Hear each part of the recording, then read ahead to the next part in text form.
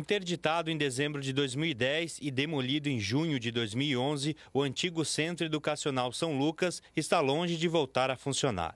A unidade foi desativada pelas constantes fugas, condições insalubres do prédio e por denúncias de maus tratos contra os adolescentes.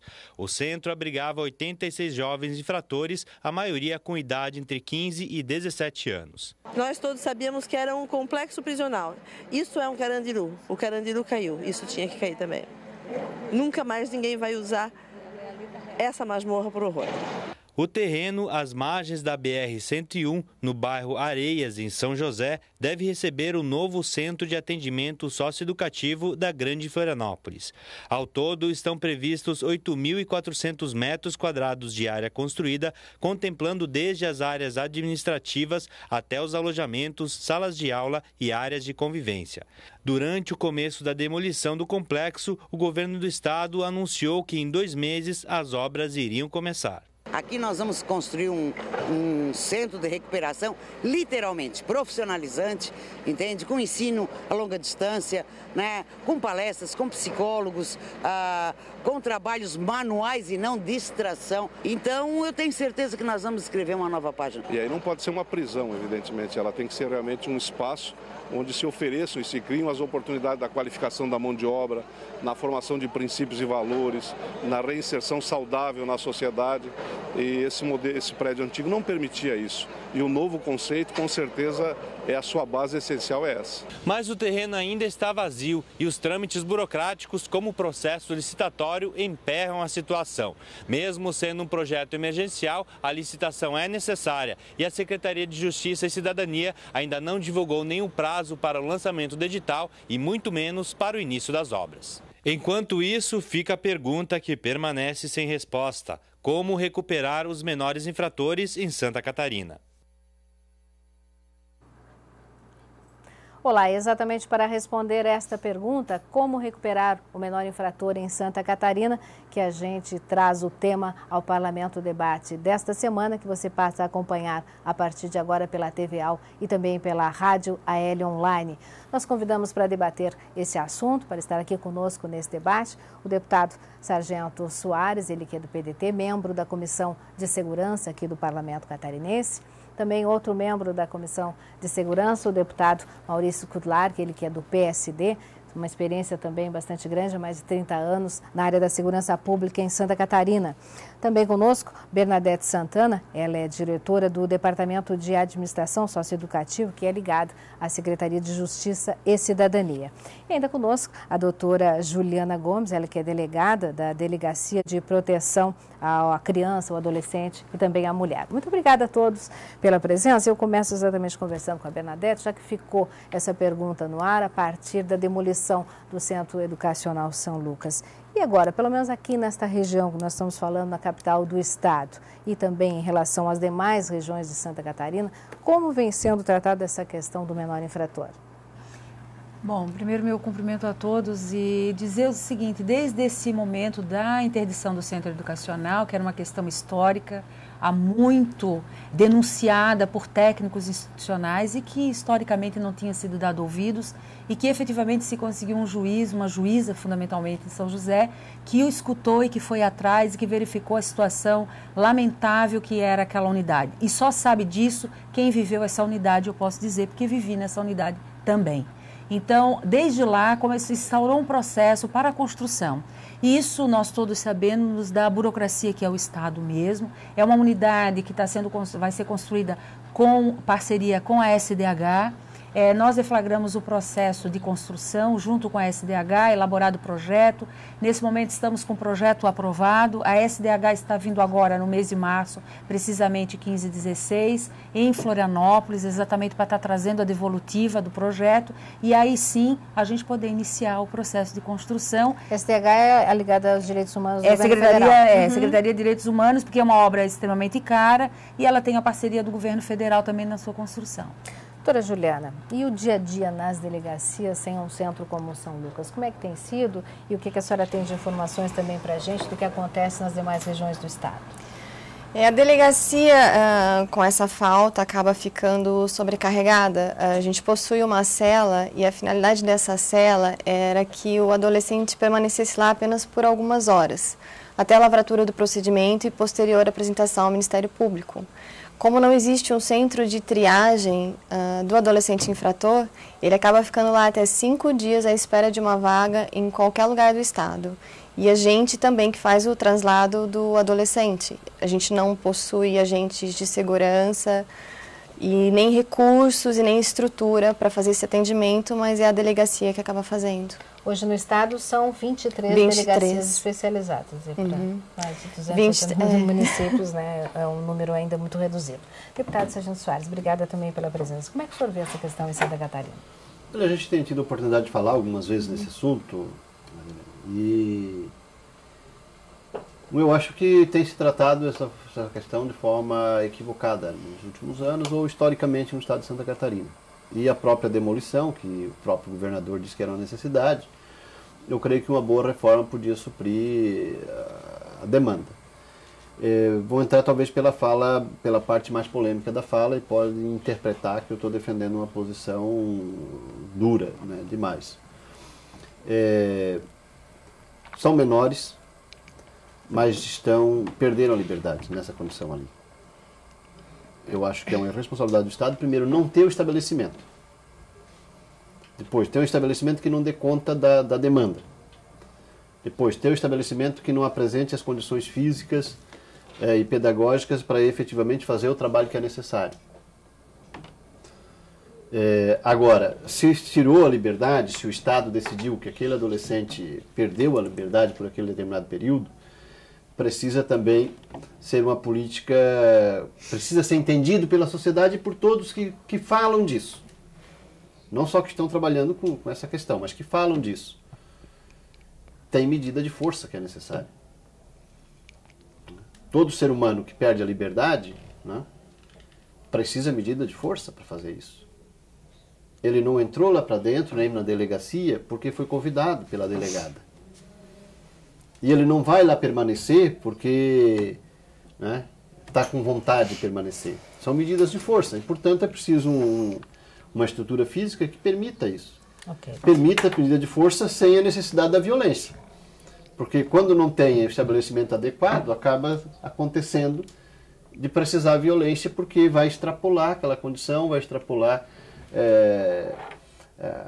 a liberdade que ele tem, ele vai ultrapassar para além dela, e aí o servidor ou cumpre a decisão judicial de mantê-lo naquela situação, né, e para isso vai precisar usar medida de força. E aí nós temos o próprio estatuto, né, da criança e do adolescente que deixa de ser cumprido em função dessas razões. Vamos ouvir as considerações iniciais do deputado Maurício Claro.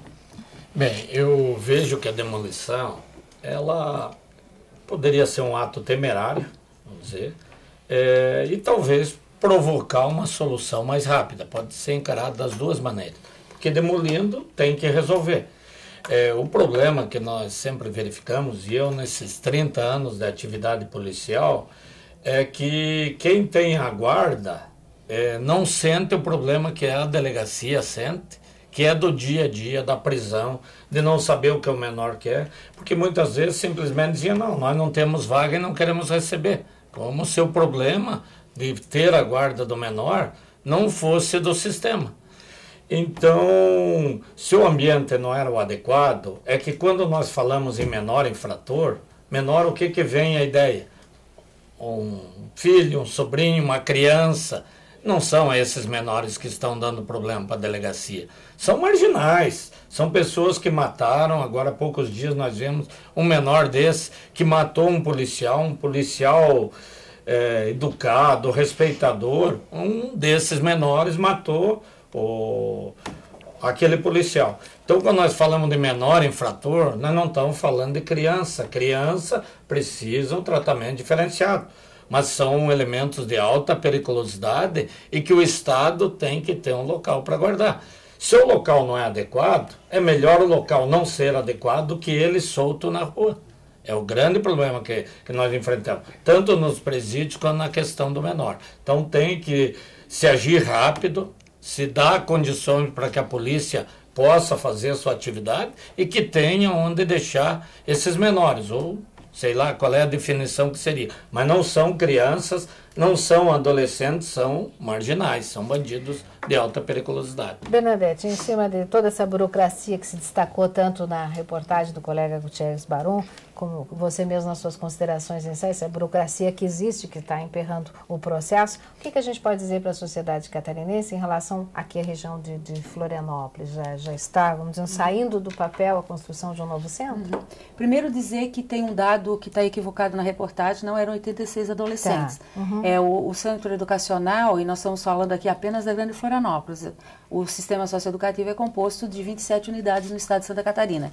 E no momento da interdição, nós tínhamos apenas 34 adolescentes, e esse dado já vinha há mais de 2 anos sendo mantido somente esse dado, porque aquela instituição efetivamente já não estava correspondendo e estava sob ajude, sobre questão judicial. Quer dizer, já existia essa carência há muito mais tempo. Segundo, que ele não atende a questão da triagem, porque ele não tem essa competência, né? A competência hoje nós temos em Florianópolis, até por uma determinação judicial, que é a questão do pai, que ele recepciona o adolescente já com sentença provisória, que ele vai aguardar, no caso, a sentença definitiva. Então é a unidade aqui bem ao lado do antigo fórum.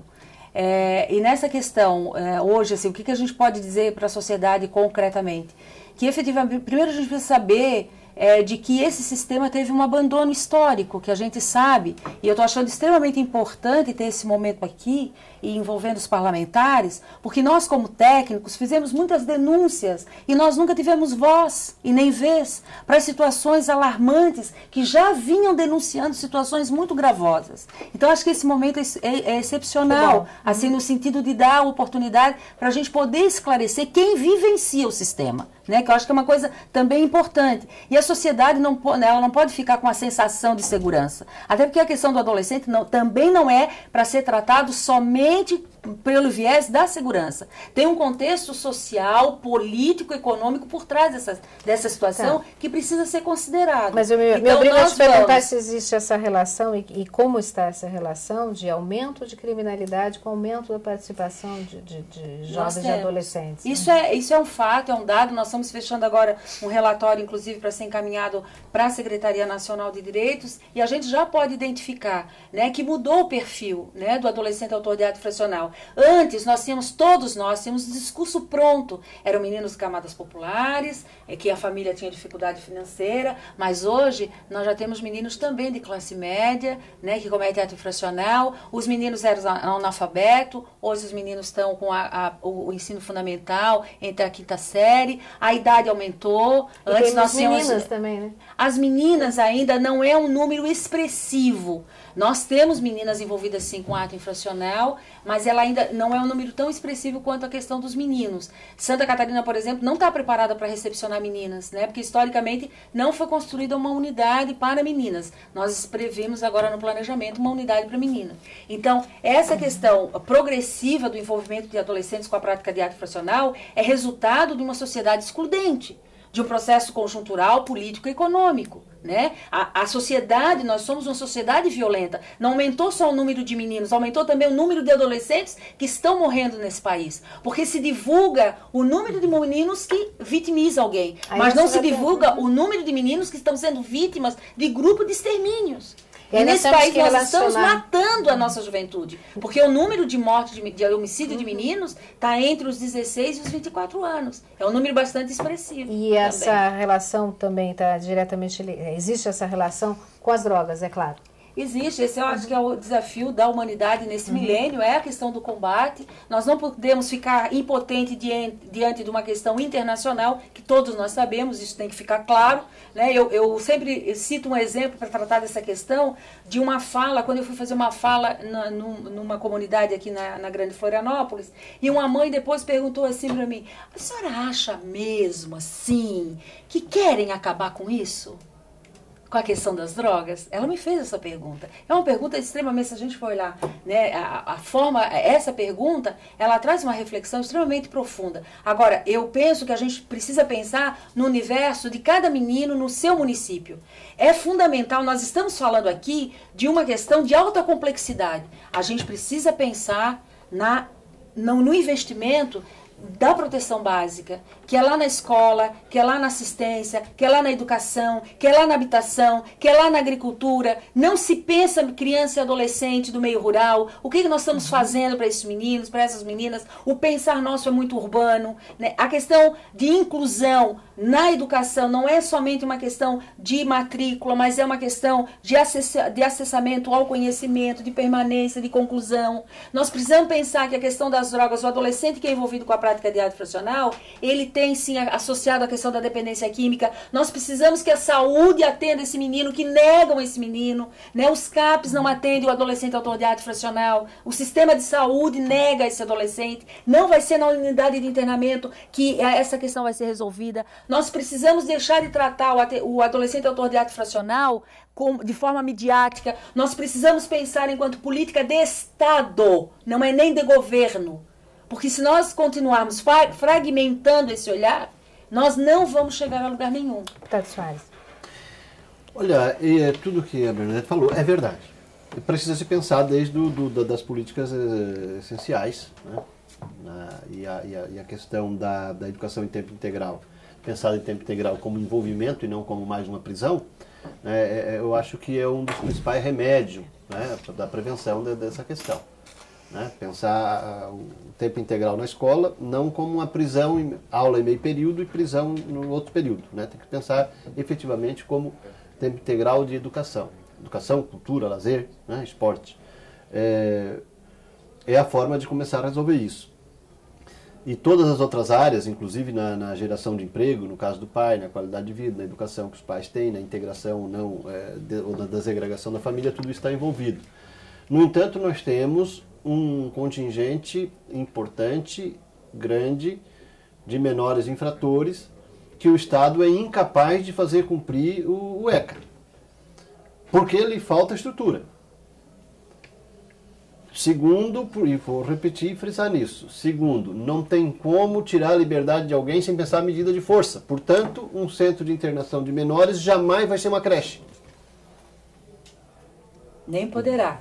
Exatamente. Vai ter que ter medida de força. E se não tiver estrutura física, material, capaz de fazê-lo, vai sobrar para o braço, para o cacetete, que é proibido, do servidor público. A forma como era tratado o São Lucas, antes de fechar, é que isso tudo era proibido. Os menores saíam, então a polícia militar era chamada porque eles tinham saído. A polícia foi chamada e já tinham ido. Recebi, no período, denúncias de que menores saíam, executavam pessoas e voltavam. Então é preciso dizer, tem bastante menores cometendo infração? Tem bastante menores sendo assassinados? Tem. Inclusive por outros menores. Né? Então é uma barbárie social que tem crescido. Se o Estado não investir pesadamente nisso em todos os aspectos, e eu volto a frisar, a intenção é ressocializar, reeducar, reinserir. Mas o Estado cometeu uma medida de força. E se o juiz não entender isso, se o promotor não entender isso, né? Se autoridades do Estado não entender que cometeu uma medida de força, praticou uma medida de força, e, portanto, que bom que a gente consiga que aquela pessoa nunca utilize da força para tentar sair daquela situação. Mas a tendência e a probabilidade é que vá usar. Por isso tem que investir em tecnologia de atendimento, tem que investir na questão estrutural, tem que investir na capacitação das pessoas. Sim. E o senhor sabia que essa área, há mais de 10 anos, que não tem orçamento próprio? Ela não tem orçamento. Dependia do reaparelhamento da segurança. Pela primeira vez, depois de 10 anos, nós estamos tendo a perspectiva de ter orçamento. Não se faz política pública sem dinheiro. Não se faz. Tudo bem, eu estou de acordo contigo e voto contigo e somo contigo junto com isso o tempo todo. Mas é comum também em todo começo de governo ou de gestão esse discurso. E no final, nós resolvemos um monte de problema. Infelizmente não resolvemos tudo. Volta do governo, nós estamos começando do zero, vamos ver se... Entendeu? Então, assim, concordo contigo também que é política de Estado. Tem que estabelecer, inclusive nesta Casa Legislativa, e aí depende de iniciativa do Poder Executivo, né, recursos orçamentários efetivamente para resolver, para atender minimamente essa questão. Porque sem recurso não dá de fazer nada. E aí que eu digo e afirmei anteriormente, acho que foi um erro ter demolido. porque vai se gastar 3 vezes mais do que se gastaria para reformular aquele. É que ele foi muito emendado ao longo da sua história. Ele foi construído em 72 e ele foi reformando, puxadinho, e o esgotamento foi subindo, porque era só paredes, só se pintava paredes. Bernadette, só se pintava paredes. Bernadette, tudo bem. Só que aí o esgoto vem subindo. Essa é a realidade, e de forma mais grave, de todo o complexo penitenciário da Trindade. Bom, eu não vou Mas o que é mais grave? Vamos aos delegados, vamos para da mesa. Aquele ambiente talvez inadequado ou esses menores todos na rua? Não, inclusive, eu não sei se o senhor sabe, foi aprovado a lei 12594 e que diz o seguinte, o adolescente não poderá ficar sem aplicação de medida, mesmo não tendo internação. O que eu quero dizer para os senhores que nós temos dificuldade de vaga para internamento. E não há nesse país federação que vá dar conta se nós não aplicarmos outras penas alternativas. Se demoliu o que tinha. Não, existem outras medidas. Nós temos vaga. Não, o plantão foi reformado e está continuando. Claro, porque os votos estavam subindo. Bernadette, nós tivemos um período, nem era da sua gestão, eu creio. Foi fechado o Pilates e o São Lucas, no mesmo tempo nós temos a semi-liberdade, isso é responsabilidade nós temos vagas em semi-liberdade que não é utilizada, nós temos em todos os municípios, 168 municípios com meio aberto, que recebe dinheiro do governo federal, que também não é aplicado, que é a medida socioeducativa que está lá. Nós estamos falando somente do Centro Educacional São Lucas, nós temos outras unidades no estado de Santa Catarina, e essas questões, elas também precisam ser analisadas. A solução não vai estar numa unidade nova, não vai estar, exatamente, que são para 90 meninos, exatamente, porque o São Lucas não tinha essa capacidade. Como se fosse. Deixa eu ouvir um pouquinho mais aqui. Nós vamos receber agora a unidade, por exemplo. Ninguém está falando que nós vamos receber uma unidade para 90. Um pouquinho problema da doutora Juliana. Para 90. Vai poder mandar os ela estava muito quietinha. Não, ela é uma Estou só observando. Mas para esses menores não resolve. A semi-liberdade para esses menores é uma liberdade. Foi previsto uma medida socioeducativa. Mas nós vamos receber agora a unidade de Joinville, que está sendo construída. Já está pronta de Joinville? Estamos na pintura agora, de Joinville. Está sendo pintada, a empresa está fazendo a pintura. Mais quanto tempo? Essa visita da SDH também é para fazer a fiscalização final dessa obra, que também é conveniada. E assim que estiver pronta, daí a questão... Quais são as previsões? Além do centro de Florianópolis, mais quantos? Em quantas... Porque nós temos o relatório do CNJ, né, que nos apontou como o 4º pior do Brasil. Acho que isso tem que ser dito também, porque é uma responsabilidade de todos, legisladores, executores, MP, TJ, né, nós somos o 4º pior. Então, agora a gente tem a questão de regionalização, que nós temos que respeitar em função desse relatório. Que o governo mandar, eu aprovo, tá? Não, eu sei disso. Porque você é o governo. Você é Poder Executivo. Eu quero ouvir a doutora Juliana. Nós podemos gastar R$10 aqui na Assembleia Legislativa. Depende do Poder Executivo. E você está falando pelo Poder Executivo aqui, não pelo sindicato. Eu quero ouvir a delegada Juliana, porque me parece que ela tem um problema no dia a dia. Manda o governo da qual você está representando aqui mandar o projeto que nós aprovamos aqui no dia seguinte. Não, inclusive na audiência pública que teve aqui, que foi promovida pelo deputado Marcos, eu também trouxe essa fala. Em cima da redução da maioridade penal, que a gente trouxe a questão orçamentária. Nós previmos, eu fiz todo o planejamento. Bernadette, dá licença um pouquinho. Eu quero ouvir também aqui a doutora Juliana, porque ela está tão quietinha, eu queria que ela me falasse um pouco mais do dia a dia. O dia a dia é esse, que situação vocês enfrentam com relação ao menor infrator? Primeiro eu quero dizer que eu concordo com a Bernadette.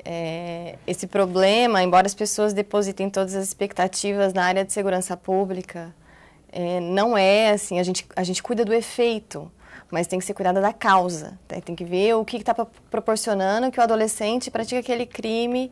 Bom, por fim, não é só nosso, saúde, políticas públicas, etc. A minha delegacia, a princípio eu posso dizer que dá conta do que se espera, né? O problema são essas questões... Você tem espaço para esses menores? Como é que eles ficam? Então, aí a questão da cela, né? É esse o problema que a gente enfrenta. Ontem não tinha nenhum adolescente em cela, mas isso é raro, é bem raro acontecer. Às vezes a gente fica com 5, 6, 7 adolescentes numa cela que tem capacidade para 2. E qual é a tendência, que tendência você tem verificado no dia a dia? Está aumentando o número de menores envolvidos em crimes que há necessidade de mantê-lo ali? Esperando a promotoria, no caso? Faz 2 anos que eu tô lá, eu não acredito que tenha aumentado, continua... Assim, quando eles interditaram São Lucas, foi, assim, caíam Vários. Só perguntar. Vários. São os mesmos que retornam várias vezes ou normalmente cada caso a grande maioria é um novo? Doutor, tem algumas figuras que estão sempre ali e mesmo o juiz entendendo que ele deveria ficar internado, eles fogem e aí eles caem na delegacia de novo. E assim vai indo. Alguns estão iniciando, né? E aí eu até queria falar sobre isso. E esse aqui tem que tratar já. Vamos fazer um rápido intervalo. Daqui a pouquinho a gente volta aqui com o nosso Parlamento Debate, discutindo exatamente como recuperar os menores infratores em Santa Catarina, falar dessa ação aí de mediação, quem sabe pode ser uma solução no início, né? Que o jovem entra na criminalidade. Vamos a um rápido intervalo. Daqui a pouco a gente volta com o nosso Parlamento Debate pela TVAL e pela Rádio AL.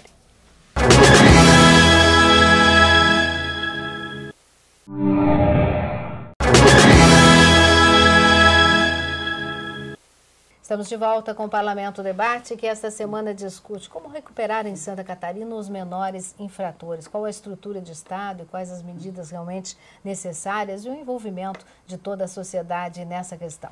A gente recebe a Bernadette Santana, que é diretora do Departamento de Administração Socioeducativa, ligada à Secretaria de Justiça e Cidadania, também a delegada Juliana Gomes, delegada dessa Delegacia de Proteção à Criança, ao Menor e Adolescente, e ainda os deputados membros da Comissão de Segurança Pública, o deputado Sargento Soares e o deputado Maurício Skudlark. Como sociedade, nós queremos segurança, certo? E fizemos uma relação dos tempos para cá, claro, com o envolvimento dos menores na criminalidade, com a questão das drogas em Santa Catarina, que não foge à regra, é uma realidade mundial. Isso é bom que se diga, nacional e mundial. E eu gostaria de retomar, então, essa discussão. O próprio governo vai instituir, a partir de agora, de abril, uma lei que cria este Sistema Nacional de Atendimento Socioeducativo. Eu gostaria que a Bernadette explicasse que sistema é esse, como é que ele vai funcionar em Santa Catarina, por exemplo, né? O que muda nessa relação em Santa Catarina a partir da instituição desse Sistema Nacional? Fica mais clara a questão da responsabilização do Estado, do governo, fundamentalmente do Executivo, mas também do Ministério Público, do Tribunal de Justiça, porque isso, perante o Estatuto, ainda tinha algumas questões que não estavam muito claras, e digo mais, na execução da medida. Então, essa lei, ela traz um ordenamento jurídico para a execução das medidas socioeducativas. Então, ele responsabiliza mais a questão da gestão do sistema e dá responsabilidades nos 3 níveis da federação, tanto no âmbito do município, do Estado e da União, né, nas suas competências na execução da medida.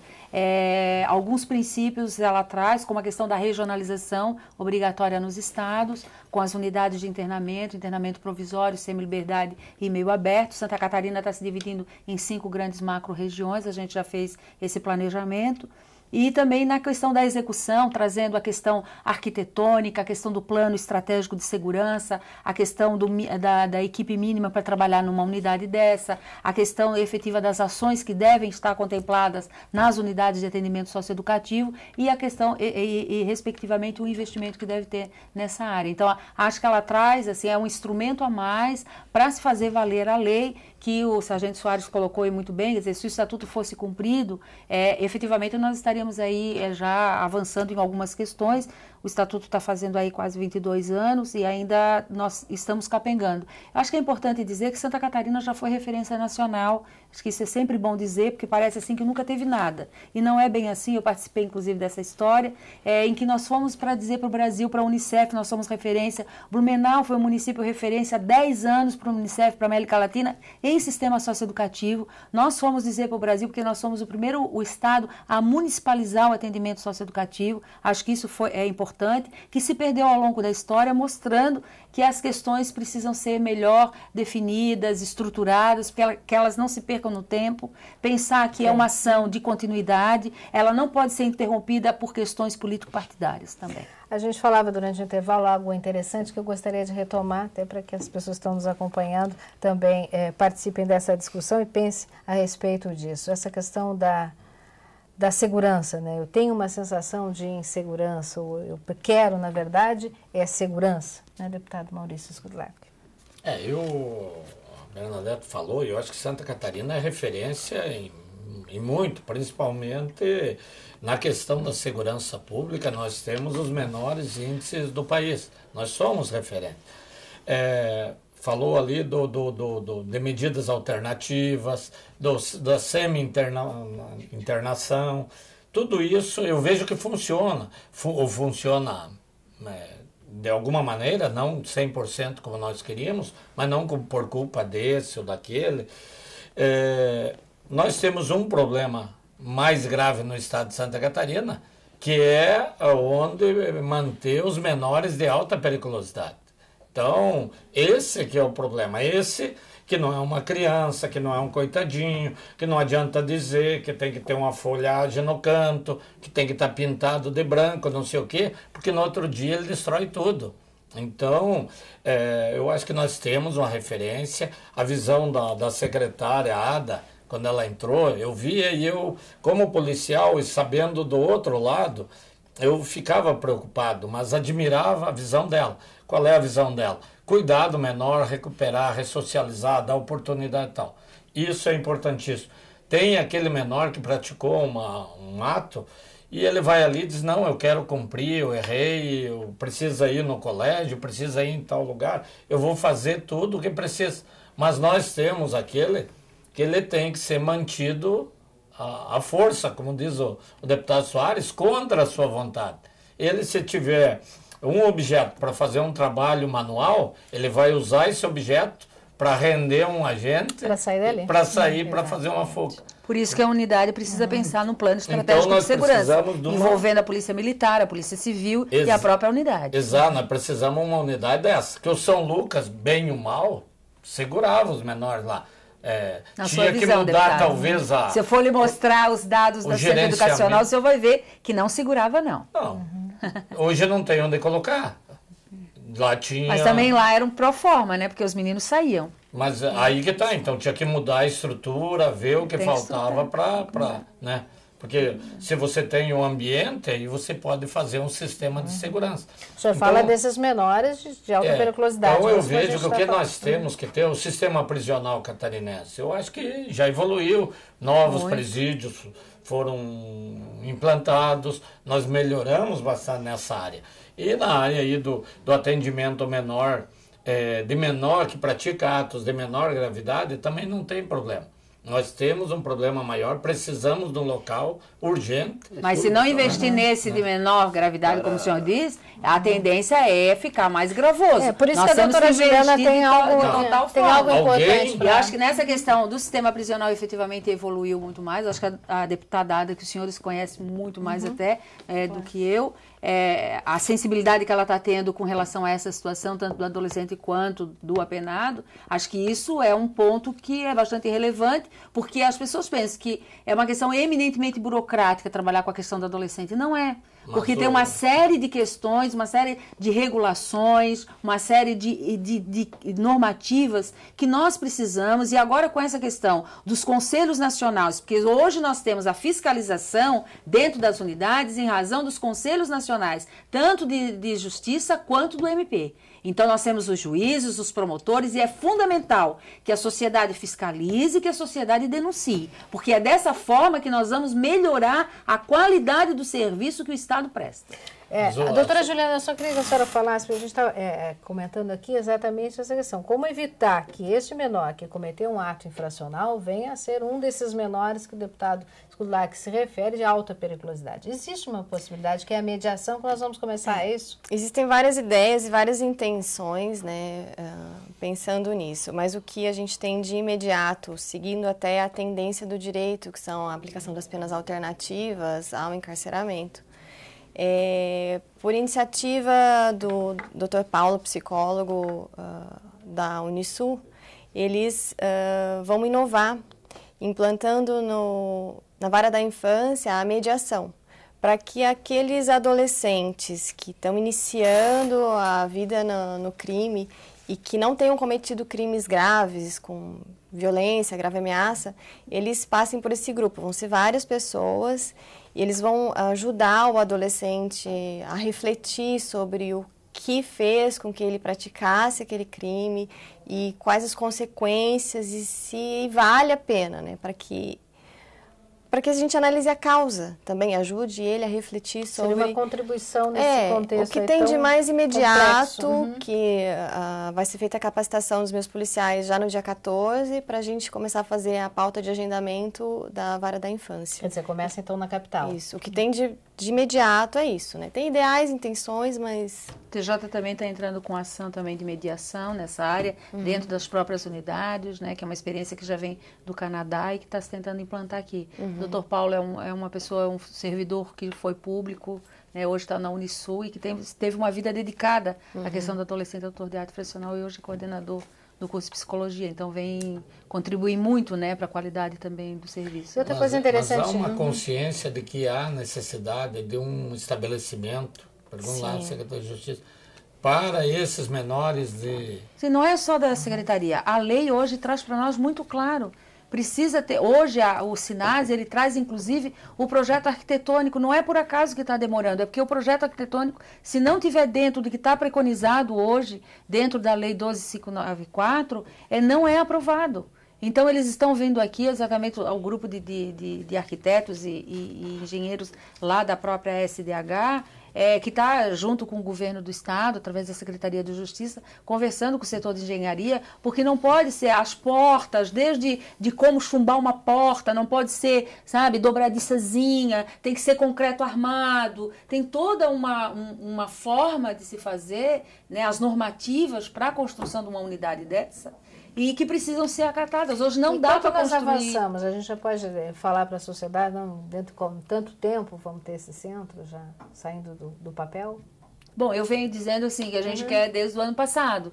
Né? A gente está dependendo agora dessa questão final mesmo para poder fazer o processo. O governador solicitou que essa obra não passasse de 1 ano, porque o que eu conheço no Brasil, eu conheço alguns estados que construíram e estão construindo, leva em torno de 1 ano e 8 meses, e essa não é a proposta, tem que se construir antes. Nós estamos, desde outubro do ano passado, tentando viabilizar um espaço na Grande Florianópolis, para que a gente possa encaminhar essa demanda da Grande Florianópolis. Isso é outro ponto, né? Todo mundo quer se livrar da criminalidade, mas não porque ninguém quer.